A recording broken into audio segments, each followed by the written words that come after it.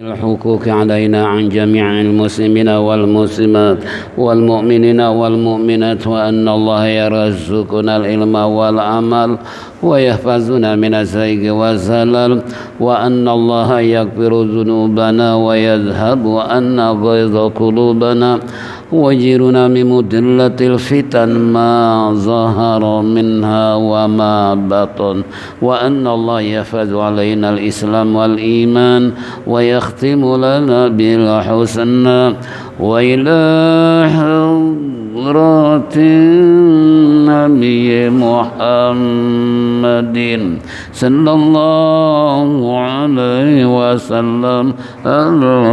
الفاتحة.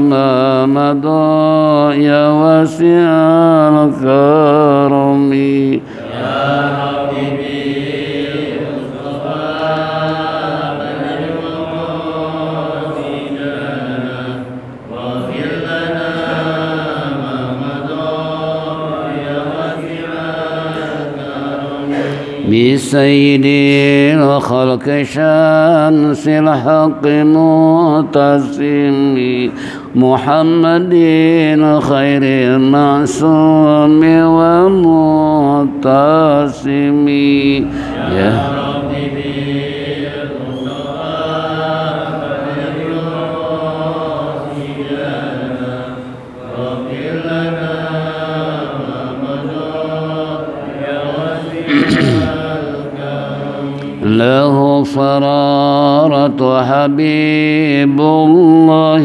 حجته ومصدر الفضل والعرفان والكرم يا ربي بالمصطفى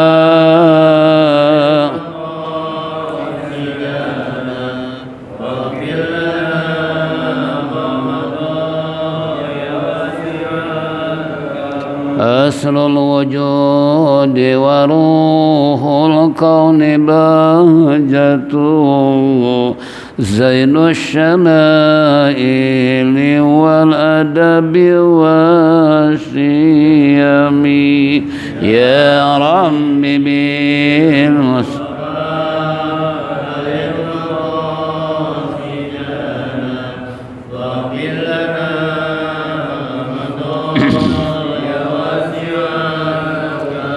مطهر الأرض من رجس ومن درني من عبد وثن أو عبد صنم يا ربي بالمصطفى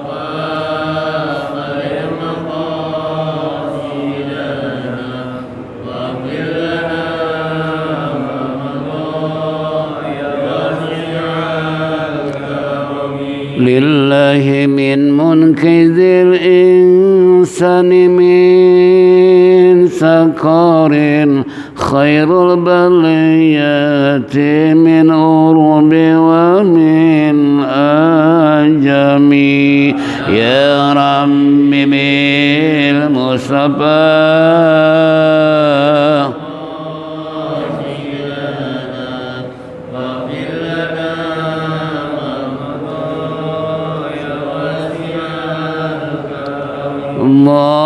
اللهم صل وسلم وبارك عليه. Ma'asyiral muslimin wal muslimat rahimakumullah.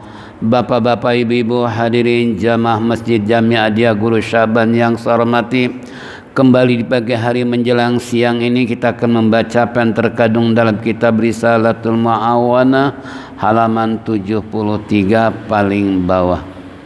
Qala al-musannif rahimallahu wa iyyaka ayakuna hammuka fi tilawatik maksuran alal iksarin minha duna tadabburin wa tartilin wa alaika idza talauta bi tadabburi wa tafahumi wasta'in ala zalika bi tartili wa ahdir fi qalbik azamatal mutakallimi subhanahu wa annaka baina yadayhi taqra'u alaihi kitabahu allazi amaraka fihi wa nahaka wa wa'azaka waswasaka. Ini tindak lanjut daripada bulan-bulan yang lalu, mengulas sejenak ke atas di mana Sayyidina Ali karamallahu wajhah telah berkata, siapa orang yang membaca Quran salat sambil berdiri, itu pahala satu huruf sama dengan 100 kebaikan. Jadi kita salat, kemudian kita baca Quran di dalam salat sambil berdiri, satu huruf pahalanya 100 kebaikan. Ya. Wa man qara'ahu wa huwa qa'idun fi shalah, dan barang siapa yang membaca Quran sambil duduk di dalam salatnya, kana lahu bi kulli harfin khamsuna hasana, maka baginya adalah pahalanya satu huruf sama dengan 50 kebaikan. Wa man qara'ahu wa huwa kharija salati wa huwa la tahara, kana lahu bi kulli harfin khamsun wa ishrun hasanatan. Barang siapa yang membaca di luar salat dalam keadaan bersuci alias wudu, adalah baginya pahala satu huruf sama dengan 25 kebaikan. Yang terakhir, wa man qara'ahu wa huwa ala ghairi taharah kana lahu bi kulli harfin asyru hasanatin, dan barang siapa membaca Quran tidak mempunyai wudu alias tidak bersuci, adalah baginya pahala setiap satu huruf yaitu 10 kebaikan. Ini pahala bagi orang yang membaca Quran. Lalu lanjutannya, wa iyyaka ayakuna hammuka fi tilawatik. Hati-hatilah kamu. Ayakuna, ada yang niatmu di dalam membaca Quran tersebut maksuron, yang diringkaskan, alal iksari, yaitu kepada memperbanyak saja dari pembacaan Quran tersebut, duna tadaburi, yang tidak dipikirkan makna yang terkandung, wa tartil, dan tidak tartil. Wa alaika idza talauta bitadabburi wa tafahumi wasta'in ala zalika bitartili wa ahdir fi qalbik, dan mintalah kamu pertolongan, bantuan untuk itu dengan bacaan tartil, wa ahdir, dan hadirkan fi qalbika, dalam hatimu, azamatal mutakallim, yaitu keagungan yang berbicaranya. Siapa? Yakni Allah subhanahu wa ta'ala. Wa annaka, dan bahwasanya engkau, baina yadaihi, berada di hadapan Allah, taqra'u alaihi kitabahul ladzi amaraka fihi wa nahaka wa wa'azaka wa wasaka, engkau membaca, yaitu kitab Allah, yakni Al-Quran, yang menyuruh kamu padanya dan melarang kamu dan menasihati kamu dan mewasiati kamu. Wa kun inda qiraati ayatin tauhidi wa tamjid mumtalian bil ajlali wa ta'zimi, dan jadilah kamu ketika membaca Quran atau ayat-ayat tauhid dan tamjid atau mengagungkan, mumtalian, penuh dengan bil ijlal, dengan memuliakan, wa ta'zim, dan mengagungkan. Wa inda qiraati ayatil wa'di wal wa'id mumtalian birra'bi warrahbi, dan ketika membaca ayat-ayat wa'ad, yakni janji Allah subhanahu wa ta'ala, atau wa'id, yakni ancaman Allah, mumtalian, penuhi oleh kamu dengan cemas, warrahbi, dan takut.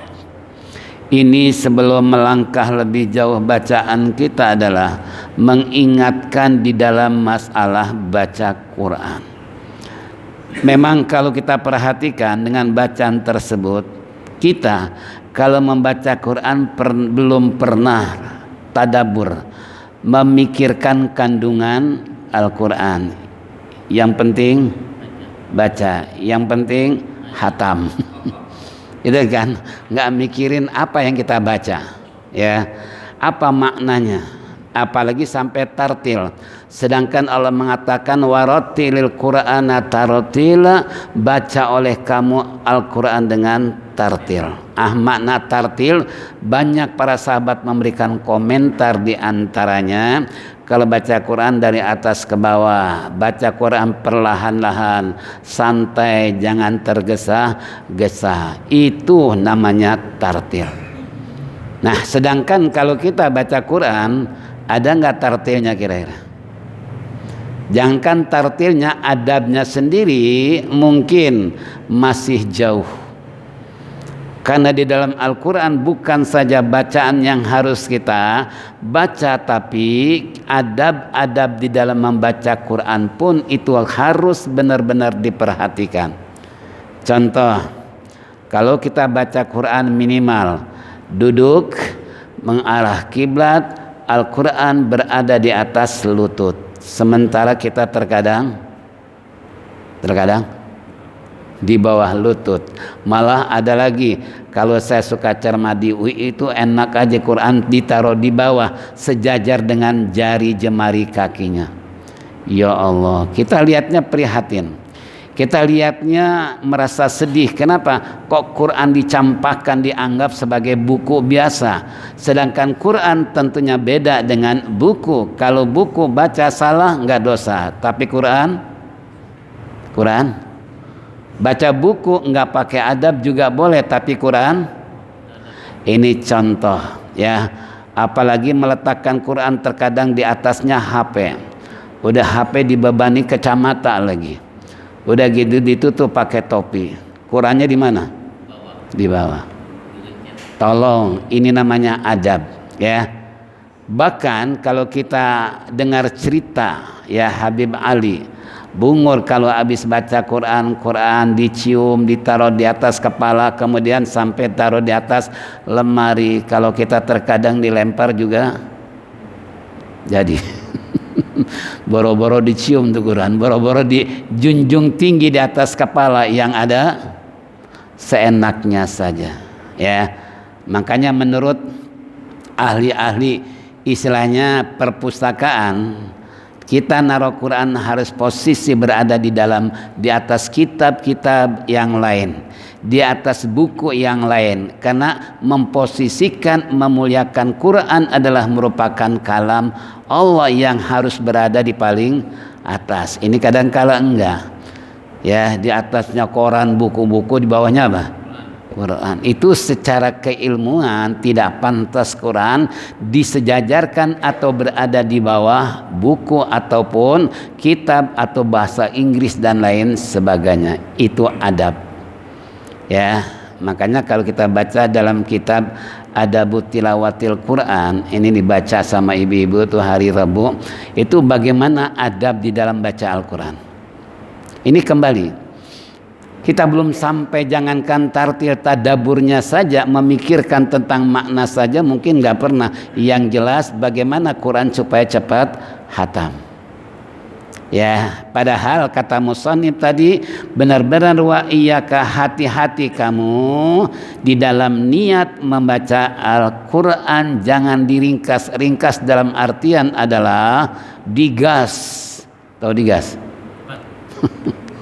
Ya, memang di dalam Adabut Tilawatil Quran itu kan qiraatul Quran itu terbagi 4 macam. Ada yang namanya apa? Maratibul Quran arba'atun. Cara membaca Quran ada 4. Yang pertama cepat, yang kedua sedang, yang ketiga tartil, yang keempat qira'atu sab'ah, Nah ini cara membaca Quran memang boleh cepat, tapi jangan sampai merusak tajwid atau makharijul huruf atau sifatul huruf. Kita sudah dengar bagaimana istilahnya mantan wakil presiden setelah pensiun hatam Quran 3 kali, 3 hari 30 juz. Nah kalau bacanya umpamanya lambat, kira-kira hatam nggak? Apalagi Imam Syafi'i itu sehari beberapa kali hatam Quran. Kalau kita setahun juga enggak. Padahal kita ingin bulan puasa sama tadarus Quran supaya hatam Quran. Alhamdulillah separuh juga enggak sampai. Gitu kan? Ini kembali itu watartil. Wa alaika idza talauta bitadabburi wa tafahumi, kata musannif, dan harus kamu apabila membaca Al-Qur'an bitadabbur, harus merenung, pikirkan apa yang ada dalam kandungan Al-Qur'an. Sehingga kalau kita sholat di Masjidil Haram atau di Masjid Nabawi atau di Masjidil Aqsa, tahu makna Al-Qur'an dengan bacaan yang begitu merasuk ke dalam hati, dan kita tahu maknanya, terkadang nangis nggak terasa, mengeluarkan air mata membasahi pipi nggak terasa. Kenapa? Saking indahnya, dan kita merasuk ke dalam hati makna yang terkandung, spontan kita bisa nangis dengan suaranya, dengan lagunya, dengan speaker yang nggak pernah rusak. Ya, ini contoh ya. Ini 3 masjid dunia yang tertua, baik Masjidil Haram, Masjid Nabawi maupun Masjidil Aqsa, itu speakernya nggak pernah ada suara bersih, sehingga suara imam kalau baca begitu indah dan enaknya ya. Nah ini kembali talata pedadabur tadi. Kita harus benar-benar istilahnya tadabur, memikirkan tentang bacaan tersebut. Kita baca Bismillahirrahmanirrahim. Qul huwallahu ahadunillahus samad. Pernah nggak dipikirin? Katakanlah Tuhan itu adalah Esa, umpamanya kan gitu. Nah ini namanya tadabur atau tafahumi, dipahami makna-makna yang dimaksud bacaan yang kita baca dalam Al-Quran. Nah jika kita sudah berpikir dan mau memahami, wasta'in ala dzalika bitartil, dan mintalah kamu dengan melalui Al-Quran tersebut bantuan untuk membaca Al-Quran dengan tahtir, wahdir fi qalbika, dan hadirkan hatimu dalam membaca Al-Quran. Kita terkadang baca Quran, tetangga sebelah ngajak ngobrol, ikut ngobrol. Ya, padahal kita lagi baca Quran, ditanya oleh orang, jawab. Setelah jawab, balik lagi baca Quran, ditanya lagi. Akhirnya baca Qurannya boro-boro menghadirkan hati, yang ada kabur bacaan kita sampai lupa sampai di mana tadi bacaan. Kenapa? Nah ini yang namanya tidak mengerti adab dalam baca Al-Quran. Udah gitu yang ngajak ngobrol lagi, apalagi nggak ngerti. Lawang lagi baca Quran, lagi komunikasi dengan Allah, ngobrol dengan Allah, diajak ngobrol, kira-kira obrolan dengan Allah gimana? Kan man arada ayatakallama ma'allahi falyaqra'il Quran. Baginda Rasulullah telah bersabda, siapa orang yang ingin berdialog dengan Allah, maka adalah baca Quran. Nah kita sedang berdialog, tiba-tiba ada teman ngajak ngobrol, dialog dengan Allah gimana? Kan bisa terputus-putus ya. Nah jawab salam saja istilahnya kita harus tunda, atau menjawab orang bangkis pun kita harus tunda. Kenapa? Nggak bisa boleh memutuskan antara dialog kita dengan siapa? Allah. Kalau kita ingin berbicara dengan Allah, baginda Rasulullah mengatakan hendaklah kamu baca Quran. Nah kita jangankan dengan Allah, seorang guru umpamanya sedang menerangkan permasalahan, kita ngobrol dengan teman, kira-kira gimana? Ini kan tidak ada adab, su'ul adab, nggak menghormati guru yang sedang menjelaskan. Ini termasuk su'ul adab.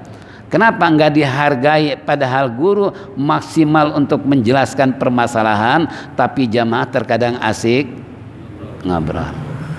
Ini jangan harap akan dapat ilmu yang bermanfaat, karena kata Ali dalam makalahnya di sana dikatakan apa?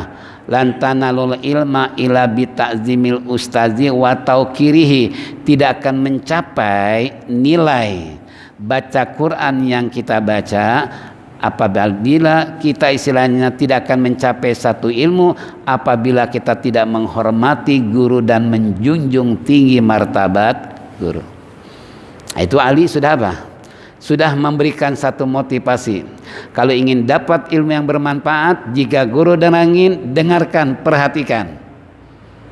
Dengan tata krama atau dengan adab menghormati guru dan menjunjung tinggi martabat guru, baru ilmu bisa bermanfaat.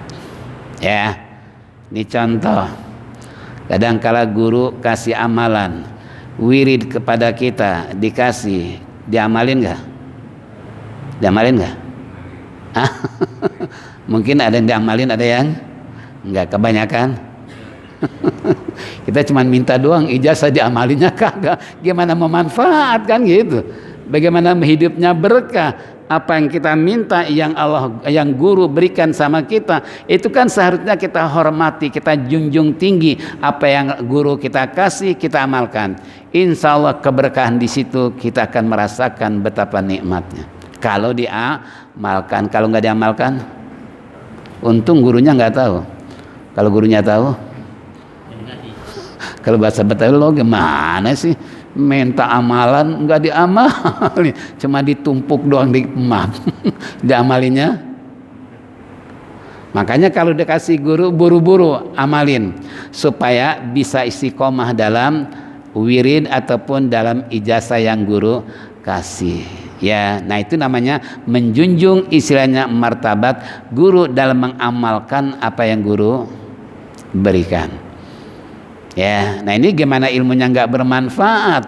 Guru ngasih kita nggak pernah ngamalin, gitu kan? Nah itu namanya nggak menjunjung tinggi, menghormati guru. Ini Ali mengatakan bahwa lan tanalul ilma illa bi ta'zimil ustadi wa tauqirihi. Tidak akan mencapai ilmu yang bermanfaat manakala kita tidak menghormati guru dan tidak menjunjung martabat guru. Itu na'udzubillah min dzalik. Lalu yang berikutnya, wahdir fi qalbika azamatal mutakallim tadi subhanahu. Hadirkan hatimu ketika membaca Quran konsen penuh. Apalagi tadi sambil ngobrol, umpanya mungkin bisa enggak menutup kemungkinan sambil minum kopi. Umpamanya kopi, air ditaruh di sebelahnya, umpamanya begitu baca Quran baru satu ayat haus, langsung minum, baca lagi, minum lagi. Itu pun kan kurang adab. Kenapa? Kurang konsen, penuh untuk azamatal mutakallim, untuk mengagungkan yang kita ajak bicara. Siapa? Allah Subhanahu wa ta'ala. Nih, makanya kembali tata krama di dalam baca Quran sesuai dengan apa yang dikatakan musannif, ditambah dengan penjelasan dan lain dari Nabi kita Muhammad sallallahu alaihi wasallam. Yang berikutnya, wa annaka baina yadayhi taqra'u, yaitu alaihi kitabahul ladzi amaraka fihi wa nahaka wa wa'azaka wa wassaka. Dan sesungguhnya kamu ketika membaca Quran berada di hadapan Allah, karena kalam Allah. Sesuai dengan hadis tadi, apabila kamu ingin berbicara dengan Allah maka hendaklah baca Quran. Berarti Allah berada di hadapan kita. Ini seakan-akan kita bicara, Allah berada di hadapan kita, percis kayak dialog antara kita dengan teman kita. Kita ngobrol dengan teman kita, kan nggak mungkin teman kita ada di Bandung, walaupun melalui HP bisa kan. Umpamanya komunikasi pakai alat komunikasi bisa. Tapi kan yang dimaksud dengan dialog, bicara, ngobrol, orangnya berhadapan. Nah, begitu juga kalau baca Quran, anggap saja bahwa Allah berada di hadapan kita. Walaupun Allah tidak bersosok, Allah tidak berwujud. Jangan diartikan kalau ngobrol dengan Allah berarti Allah ada di depan. Nah, kalau Allah di depan berarti berbentuk. Itu kan mustahil, nggak mungkin. Cuman makna majazinya seakan-akan Allah ada di hadapan kita. Seperti kita dikirim surat sama anak dari luar negeri atau di luar kota. Surat kita baca seakan-akan kita ngobrol dengan siapa? Dengan anak. Isi suratnya kan isi hati nurani sang anak, baik curhat, bertanya dan sebagainya, padahal melalui surat, nggak langsung dengan anaknya. Begitu kita baca, yang terhormat ibu dan yang tercinta, bagaimana Bu beserta abang dan adek di Indonesia, sehatkah? Macam-macam itu kan seperti itu, seakan-akan kita sedang ngobrol dengan siapa? Anak kita. Gimana dengan Allah ketika membaca Quran? Taqra'u alaihi kitabahul ladzi amaraka bi wa nahaka wa wa'adzaka wa saka. Kata musannif, engkau membaca Quran alaihi, yaitu kehadapannya, kehadapan Allah, akan kitab-kitab yang menyuruh kamu untuk melakukan apa yang Allah perintahkan, dan wanaha, dan melarang kamu untuk tidak melakukan tindakan keburukan. Nih yang kita baca dalam Al-Quran nyuruh kita berbuat baik. Kata Allah, wasta'inu bisabri wassalah wa innaha lakabiratun illa alal khashiin. Kata Allah umpamanya nih, wasta'inu bisabri wassalah, mintalah kalian pertolongan kepada Allah dengan sabar, wassalah dengan berdoa atau dengan salat.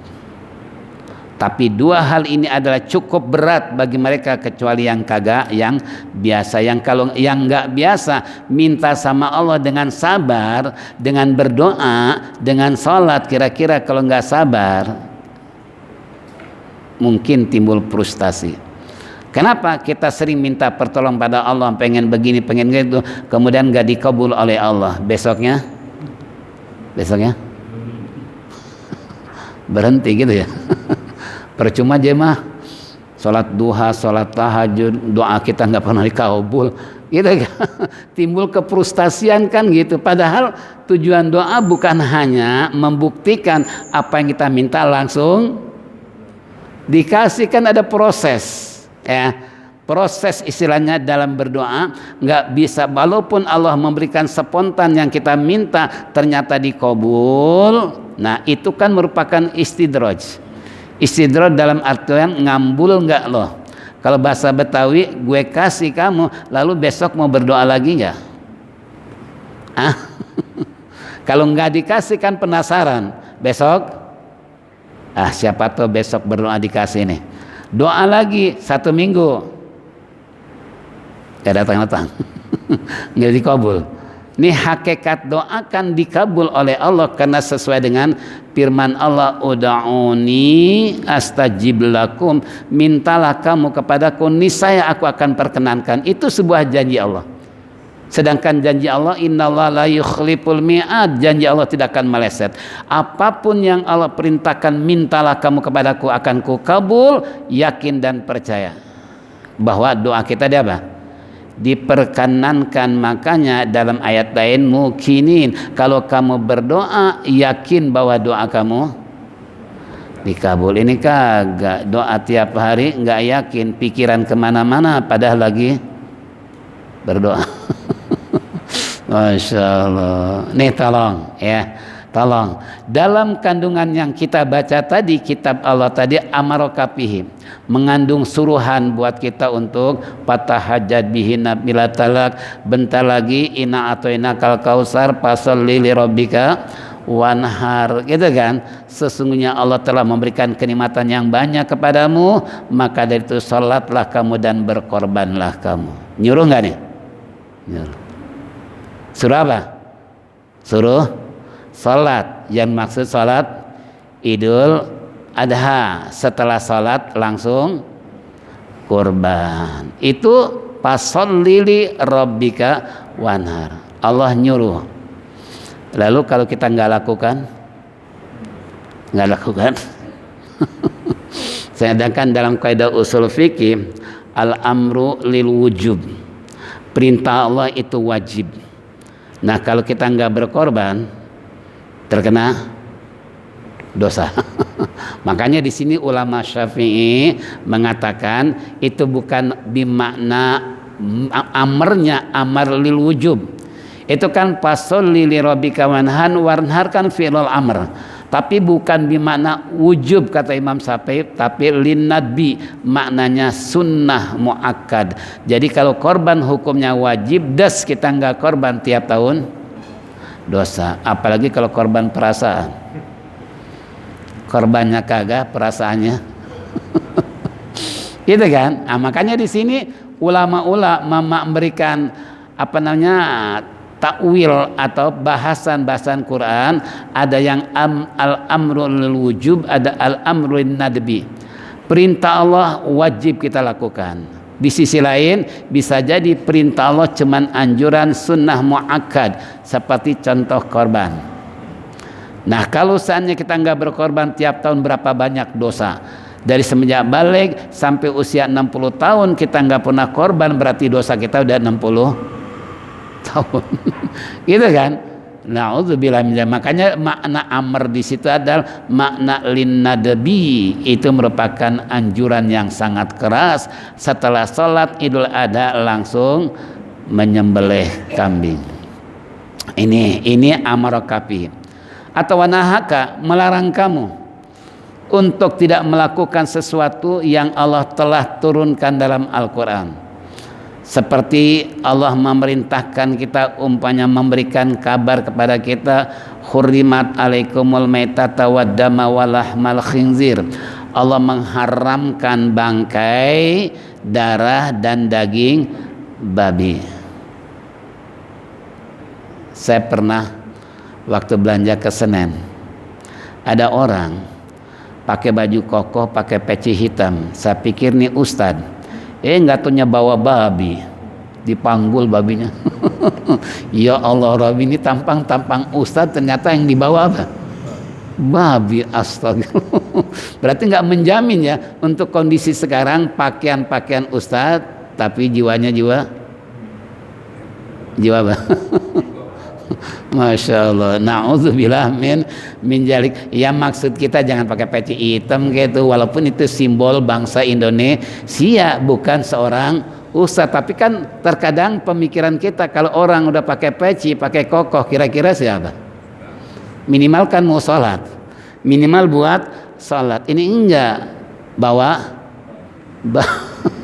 walaupun peci hitam bukan perintah agama, tapi itu merupakan simbol bangsa Indonesia. Karena Bung Karno kemana saja nggak lepas pakai peci hitam. Makanya Syekh Nawawi termasuk makruh kita kalau kemana-mana kagak pakai peci. Ya, makanya ulama-ulama, ustadz-ustadz nggak pernah lepas dari peci. Kalau kita mau sholat doang pakai peci, ke pasar. Ya, Masya Allah, biasakan. Apalagi peci sekarang ada bisa dilipat gitu kan, dimasukin ke dalam kantong. Nah kalau peci model kayak begini kan nggak bisa dilipat. Ya, ini contoh. Jadi kembali buat kita semua, apa yang Allah larang tadi jangan coba-coba kita untuk melakukannya. Kenapa? Berarti kita nggak memikirkan tentang kandungan Quran, nggak memahami apa yang ada dalam Al-Quran. Kata Al-Quran umpamanya, wa may yasillaha wa rasulahu wa yata'addada hududahu yudkhilhu naron khalidan fiha. Barang siapa orang yang ingkar kepada Allah dan Rasulnya sampai melampaui batas, Allah akan masukkan ke dalam neraka selama-lamanya. Nah lalu apa yang terjadi? Dengan tingkah laku pola manusia, ternyata berapa banyak yang konon katanya Islam tapi masih berani melakukan pengingkaran terhadap perintah Allah maupun Nabi. Padahal kata Allah, maka Allah akan mengancam dengan masukkan ke dalam neraka selama-lamanya. Ini contoh. Lalu wa'azoka wawasoka, di mana dengan Quran adalah yang kita baca itu secara tidak langsung ada di sana nasihat-nasihat. Ada di sana mau'izoh hasanah. Ada di sana tentang wasiat-wasiat untuk kehidupan manusia menuju alam akhirat. Contoh kata Allah memberikan nasihat buat kita semua. Umpanya, wala taqul lahuma uffin wala tanharhuma wa qul lahuma qaulan karima. Berkatalah kamu kepada kedua orang tuamu dengan lemah lembut, dengan belayan kasih sayang. Jangan kamu menghentak, jangan kamu mengherdik. Ini kan berbentuk wa'azomaka. Walaupun ini ayat dalam surat Luqmanul Hakim, karena Luqman selalu menitipkan berwasiat kepada anaknya untuk menjunjung tinggi apa yang Allah perintahkan, termasuk waqul lahuma ufin walatan harhuma wa kullahuma qaulan karima. Jangan kamu berkata dengan orang tua kamu uf. Apa uf? Ibu lagi asik main game suruh. Itu aja udah termasuk dosa besar. Gimana kalau mengherdik?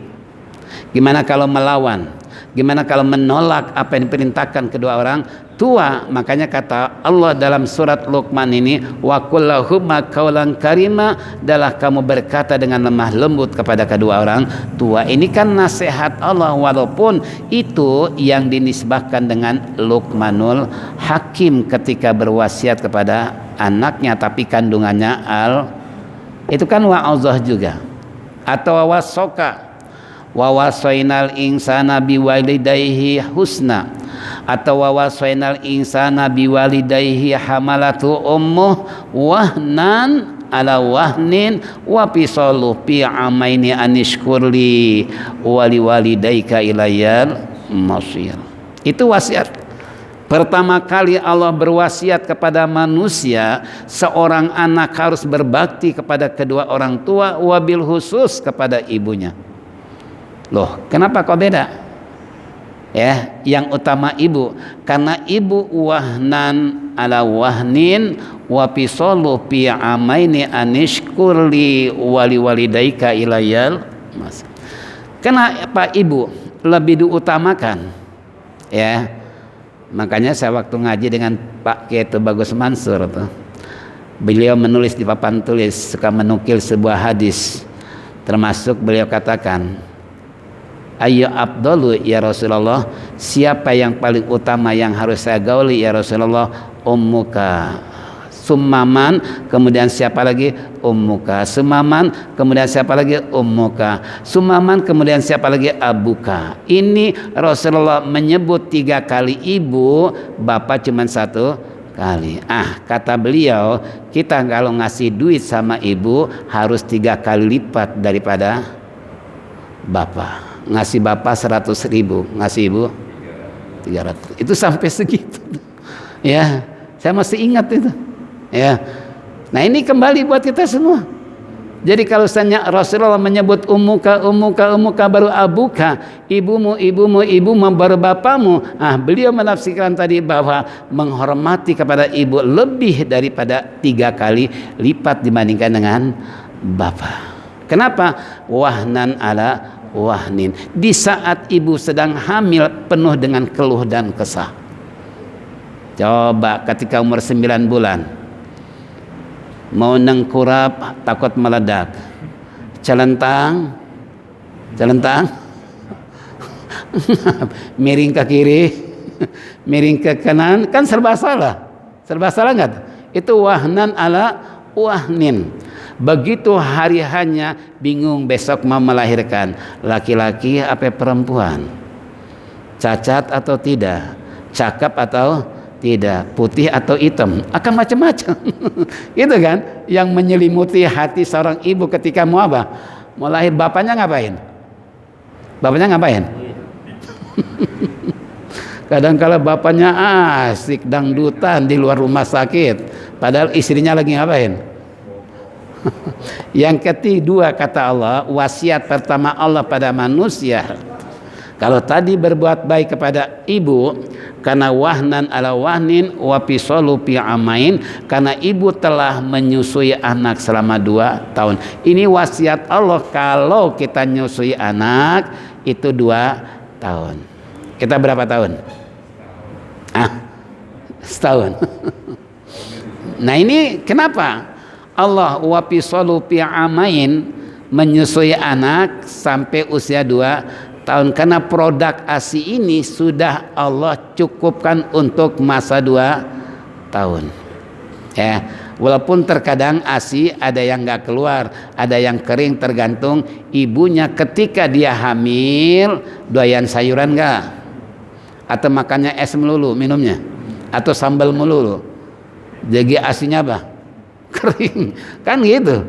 Ya. Makanya orang tua dulu, Masya Allah, kamu kalau lagi hamil jangan makan sambal, jangan minum es, perbanyak sayuran, kan gitu. Ya ini kagak, makan bakmi semangkok sambalnya. Ya pantas anak lahir sakitan melulu. Kenapa? Udah diracunin sama ibunya makan. Masya Allah. Itu kata Allah, wasiat Allah adalah susui anak kamu selama 2 tahun. Karena ini takaran cukup untuk 2 tahun. Ya, enggak akan istilahnya ASI berhenti di tengah jalan, dan ASI adalah produk Allah yang tidak akan kering dan tidak akan basi. Kalau susu insan bisa jadi basi, tapi kalau ASI. Yang kedua lagi, bahwa dengan ASI yang disebut dengan darah daging itu, kalau ASI dijemur berubah jadi apa? Darah. Ya, ini susu istri kita jemur coba, itu akan jadi darah. Makanya lebih lengket seorang anak dengan ibu karena darah daging. Saripati yang dimakan oleh ibundanya lalu tersedot oleh anaknya, masuk ke dalam tubuh, berkembang dan besar, itu adalah hasil saripati makanan sang ibu. Nah sehingga kalau seandainya kita melakukan penyusuan terhadap anak 2 tahun, insya Allah anak akan sempurna dalam segala-galanya. Ini kadang-kala nggak sabar, siapa lagi PNS 2 bulan udah apa? Harus kerja. Ini saya punya anak nomor 2, ini sampai sekarang nggak pernah sakit. Terus Siti Nur Fadilah tuh otaknya dari STK sampai perguruan tinggi juara terus. Fisiknya kuat, kalau bahasa kita kenapa? Ya rupanya apa yang Allah berikan resep tersebut, ini kan resep Allah, suruh menyusui anak selama 2. Ini bagi kaula muda nih yang masih punya anak, masih menyusui, tolong bataskan sampai 2, jangan kurang, jangan lebih, sebab itu resep dari Allah. Kalau resep dari Allah kira-kira gimana? Oh ajib. Tapi kalau resep dokter dikasih resep, mencret anaknya, kadang-kala cocok, kadang-kala, tapi ke resep Allah. Ini tolong kaula muda yang belum punya anak, tolong kalau menyusui, karena itu merupakan wawasainal, wasiat Allah kepada wa kun inda qiraati ayati tauhid wa tamjid mumtalian bil ijlal wa ta'zimi. Kata musannif, jadilah kamu inda qiraati, ketika kamu membaca ayat-ayat yang berisikan tentang tauhid. Contoh, qul huwallahu ahadunillahu samad lam yalid wa lam yulad wa lam yakul lahu kufuwan, itu kan berisikan apa? Tauhid, tentang pengesaan terhadap Allah, pernyataan kita mengakui bahwa Allah tidak beranak dan tidak diperanakan. Ya, atau tamyiz, mengagungkan. Nah, di saat kita membaca Quran, mumtalian, penuhi dengan memuliakan wa ta'zimi dan mengagungkan kalam Allah tersebut. Nah, kemudian wa inda qiraati ayatil wa'di wal wa'id, dan ketika kita membaca ayat-ayat Quran yang berbentuk janji Allah. Apa janji Allah? Kata Allah, innalladzina kafaru min ahlil kitabi wal musyrikina fi nari jahannam khalidina fiha ulaika hum syarrul. Sesungguhnya orang-orang kafir ahli kitab dan orang musyrik Allah akan masukkan ke dalam neraka jahanam selama-lamanya. Mereka adalah seburuk-buruknya manusia. Itu kan wa'id. Janji Allah, orang kafir ahli kitab masuk ke dalam, termasuk orang-orang munafik. Itu udah janji Allah, tinggal tunggu saatnya nanti. Tapi kalau innalladzina amanu wa amilus solihati ulaika hum khairul bariyah, sesungguhnya orang-orang yang beriman yang beramal soleh itu sebaik-baiknya manusia, Allah akan masukkan ke dalam surga selama-lamanya. Janji bukan? Ya tinggal tunggu saatnya nanti. Ya, tunggu saatnya nanti hari kiamat bahwa manusia akan dimasukkan ke dalam surga kalau mereka beriman dan beramal, dimasukkan ke dalam neraka kalau mereka kafir kepada Allah. Wal wa'id juga ancaman. Apa ancaman Allah? Banyak di dalam Al-Quran. Ya, seperti contoh ancaman Allah, siapa orang yang memakan harta anak yatim, Allah akan isi perutnya dengan api neraka. Ancaman bukan? Nah, makanya jangan coba-coba makan harta anak yatim, sekecil apapun jangan. Ya, naudzubillah min dzalik. Mumtalian birrahbi warahbi, juga penuh dengan cemas dan takut ketika mendengar ayat-ayat Allah yang masukkan neraka, cemas seakan-akan gak mau masuk neraka. Ketika mendengar ayat-ayat Allah ancaman siksaan, timbul rasa takut. Inilah gaya baca Al-Quran. Kemudian wa inda qiraati, tanggung sedikit lagi, ayatil awamiri wa zawaijiri syakiran mu'tafiripan bitaksiri mustaghfiran aziman ala tashmir. Yang terakhir, dan ketika kamu membaca Al-Quran ayat-ayat Allah al-awamiri, perintah-perintah Allah, wa zawajir, dan larangan-larangan Allah, syakiran, rasa bersyukur, mutarifan, juga mengakui, bitaksir, dengan yaitu keteredoran, mustaghfiran, dan juga memohon ampun kepada Allah, aziman, berniat ala tashmir, untuk istilahnya akan yaitu alam tasbir. Tasmir itu tiada istilah melakukan kembali apa yang dilarang oleh Allah, apa yang bisa menimbulkan siksaan dan sebagainya. Dia tidak akan melakukan kembali perbuatan-perbuatan yang sudah dilarang oleh Allah. Ini seyogianya baca Quran seperti itu. Alhamdulillah. Kita ada begitu belum? Udah begitu belum? Saya baca dalam Hidayatul Minnah ya. Itu kalau baca wa amma bi ni'mati rabbika fa hadis, sunnah ucapan alhamdulillah. Kita pernah nggak baca gitu? Wa amma bi ni'mati rabbika alhamdulillah. Kan termasuk ya, masih banyak apabila kita baca ayat Al-Quran, alaihissallahu bi'akamil hakimin bala wa ana zalika minash, banyak ya. Nah, ini kembali buat kita semua sejauh mana mengenal tentang bacaan yang kita baca. Inilah hadirin jamaah rahimakumullah, nanti wa'lam annal qur'ana huwal bahrul muhit. Ketahuilah bahwa Quran adalah merupakan bahar. Apa bahar? Bagaikan lautan ya. Nah, insyaallah nanti kita akan jelaskan minggu-minggu yang akan datang. Harapan kita mudah-mudahan Allah panjangkan umur, sehat walafiat.